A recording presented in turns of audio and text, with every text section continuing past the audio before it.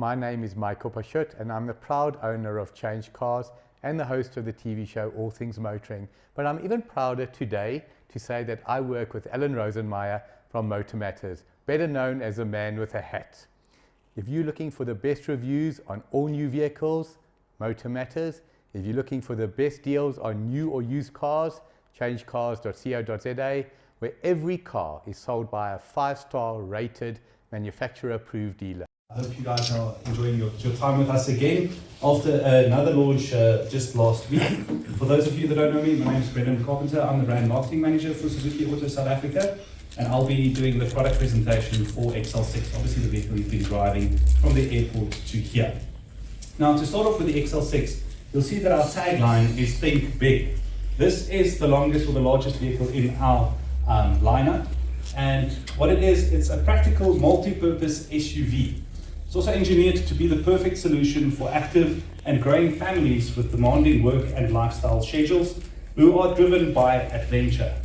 A unique 6-seater configuration packed with features and SUV style. I'm with Brendan Carpenter, the brand marketing manager for Suzuki South Africa. Brendan, this is becoming a habit. Yes, it's just literally the other day that we just spoke. It was. You guys are on a product roll at the moment. So now you've brought the XL6. What does XL6 stand for? So obviously I think it's easy to see that extra large, and the 6 noting towards the amount of seats that you have. We're going to show that in a few minutes. Let's just keep that for the moment, okay? Now, it's an Ertiga grown up in some ways, isn't it?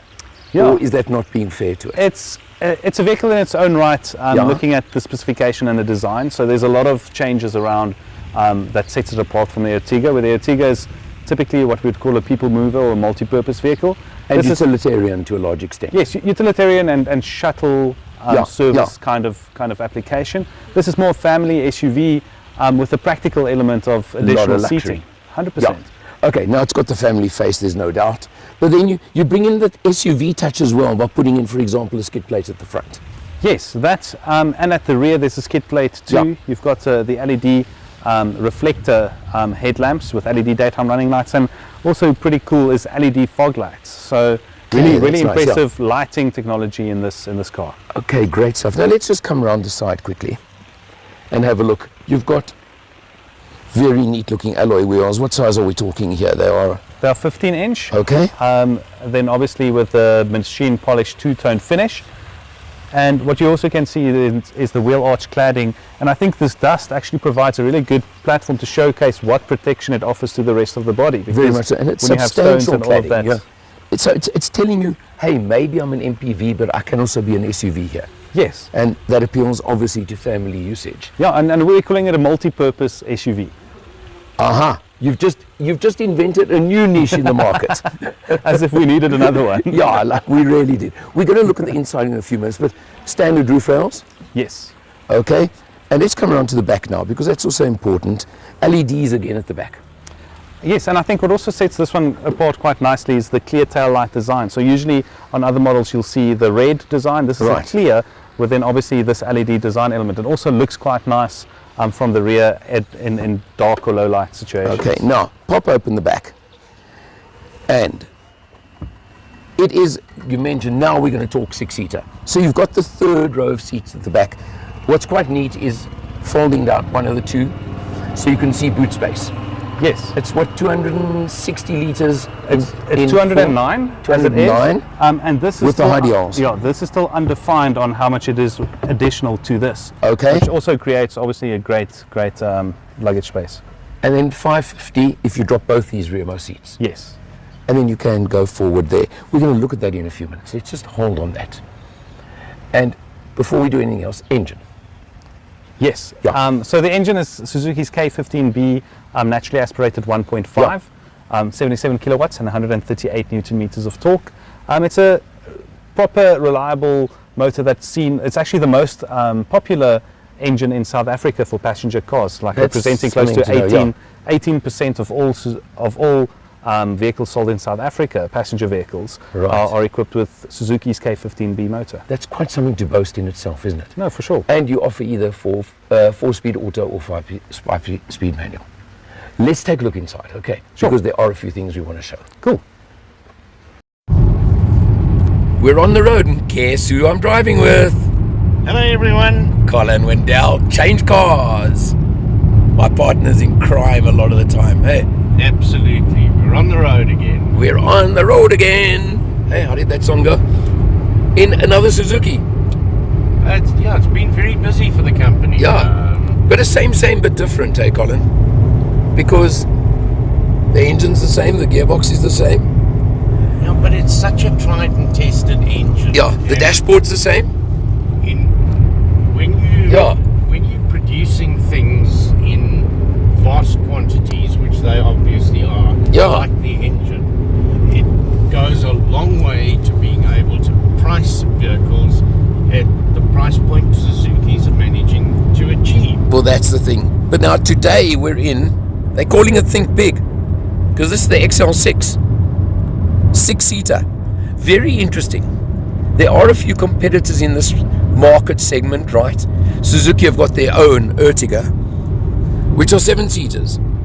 So what have they done? They've deleted the middle seat in the middle row. Yeah, and turned it into A more luxurious environment. upmarket environment. Yeah. And I haven't sat in the captain's seat at the back yet. But I'm going to just now. You're going to stop and let me jump there just now. Okay, It Colin? looks like it's going to be very comfortable. I think so. Quite a smooth ride. And you know what that is? You've got the longer wheelbase, remember? Because it's quite a long vehicle. So, of course, that makes for a smoother ride. The 1.5, let's just say, not bad overtaking. I mean, here we go. We're in the 4-speed auto again, eh? Yeah. And, okay, obviously, it shouted a bit when you had to kick down to overtake there.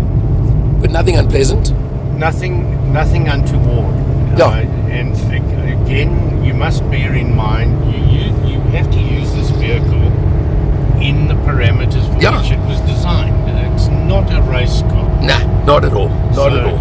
You need to plan your overtaking a little bit Yeah. better. It's going to take a little bit longer, but there's more than ample power. There's more than ample torque. 77 kilowatts, 138 Newton meters. For what you're going to use it Yeah, for. 100% agree with you. Something I've just got to point out here, because of the MPV type, is the aircon vents up above for the second and third rows as well. Those are neat touches. Now we're in a GL. There's a GLX as well. That just adds a little bit more spec, like full leather seats, etc. Colin, take me to lunch, pal. I'm on my way. Okay, Colin, my turn to drive. Had a good lunch. Now it's drive back time, right? Had a great lunch, and now it's time to chill.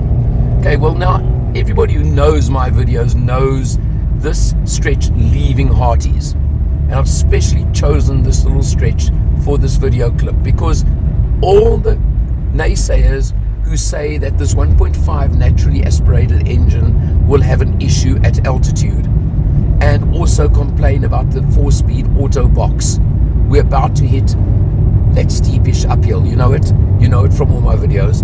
Now, okay, just kick down to third. I'm sure you may have heard it or felt it, but let's see what we can do as we go up the hill, and let's see how it carries itself and holds its own up this nice steep uphill. Well, I'm up to 100 k's an hour. It's on 3,500 revs. I don't think it's bad. Colin, what do you think? Does it sound like it's straining in any way? It's not straining at all. It does the job perfectly well. There, I kicked it up to 4th gear. I don't know if you noticed. And we're sitting at 110 and just under 3,000 revs. What's wrong with that? Absolutely nothing wrong with that. Okay, there, went back to third. I'm sure you can hear it as we do it.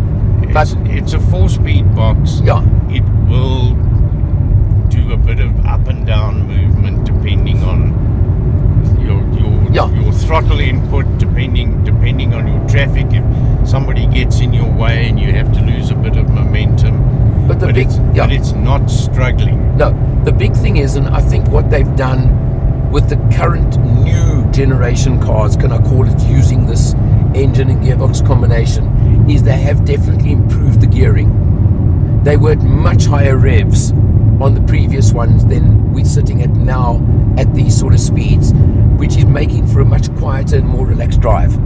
Oh, definitely. So you go back to the previous generation, whether it was the Baleno, whether it was the Vitara Brezza, etc., which all used this combination. This is called progress. This is the new version, and it definitely makes a difference. The other thing I'm finding, and I think I mentioned it when you were driving, is this longer wheelbase, because it's the longer vehicle with 3 rows of seats, definitely gives you a nicer, slightly smoother ride, and I'm enjoying that, I must tell you. It is a comfortable ride for a vehicle in this class. Yeah. It's definitely. And as usual, Suzuki have hit the In out of the 800 meters, ballpark. turn right. Thank you for that. They've hit it out of the park with their pricing, haven't they? Absolutely. They're doing a wonderful job on managing to make realistic value for money pricing in a time when people are really struggling.